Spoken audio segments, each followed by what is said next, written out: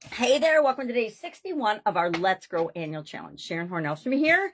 And right off the bat, we are finishing up relationships, even though we squeaked into next month. We had an extra day last year, and I still messed up the last 7 days of the month to do our actual growing process, our 7-step growing process. So today we're talking about step 7, which is give and get. And I see my 7 is backwards. It's the first time I've noticed that in all the times we've done this. I guess we've only done it 7 times, but I haven't really looked at the 7. My 7's backwards, and my wonder, I did a B and then a D. So we just have to get rid of that little mark there. If I can find some white out, I don't even know if they make it anymore. So today, give and get, we're talking about as part of our process. And you get to decide, but you have to let me know today if you want to do our spiritual health, spiritual well-being next month, as far as growing in that area, or if you want to do mental and mindset. I usually do mental in March, but since Easter is in March this year, the end of March, I'm open to switching them around. It's just totally up to you. You just have to let me know. You got to let me know today. So comment below if you want to do, if you have strong feelings about spiritual or mental first. I don't know that it matters which area or aspect of our life we focus on first. When I'm doing it just by myself, I pick the highest priority things and I focus on them first. A lot of times I do physical in January because it's my, okay, revamp your whole physical well-being, eating, nutrition, energy, and things. And I like to start the year off strong. But since I've been doing the annual challenge with other people, I've switched it up, and we usually plan the year out and go deep into different areas and aspects, define our process.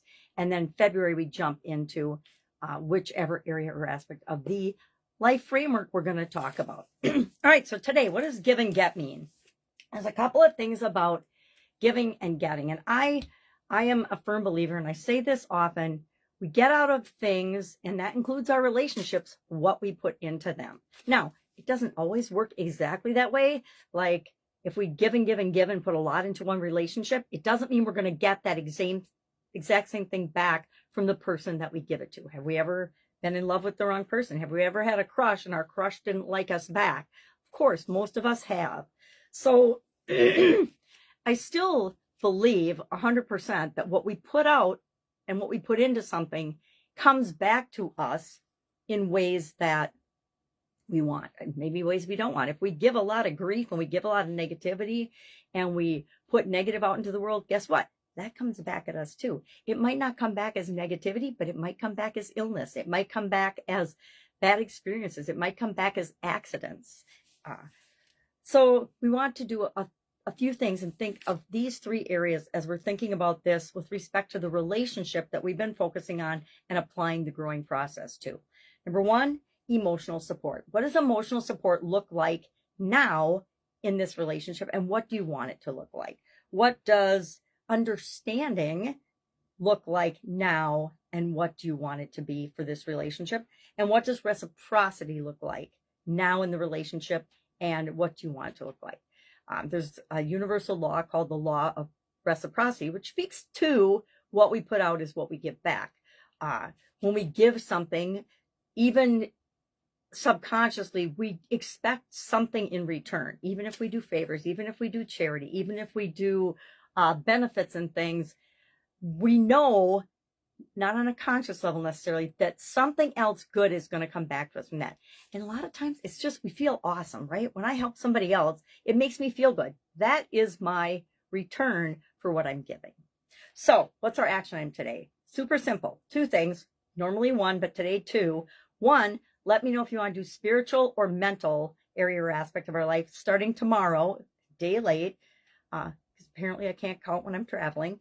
And number 2, think about and share one aha about emotional support, understanding, and reciprocity. How is that playing out, and how will that help you to know that giving will come back to you? Of course, there's a write-up in Guide 2 of our Let's Grow Annual Challenge private Facebook group, and in Guide 1 is the videos.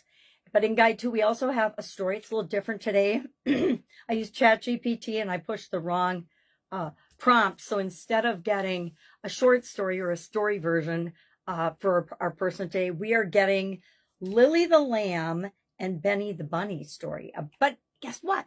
it applies to all types of relationships, right? And we need to start teaching our children how relationships should be. So I thought I just kept it. I thought, okay, instead of doing another one, this is fine. All right. Any questions? What do? You hit me up and ask. You can always reach me on an app called Voxer. It's a walkie-talkie app. It's the secret, fastest, easiest way to get a hold of me. Push the button, pajamagrandma@gmail.com, and I will respond usually within a couple of minutes. So if you have a burning question, let me know. All right, have an awesome day. And I'll, of course, be with you tomorrow. And we'll be working on another area and aspect of our life. Have a great day.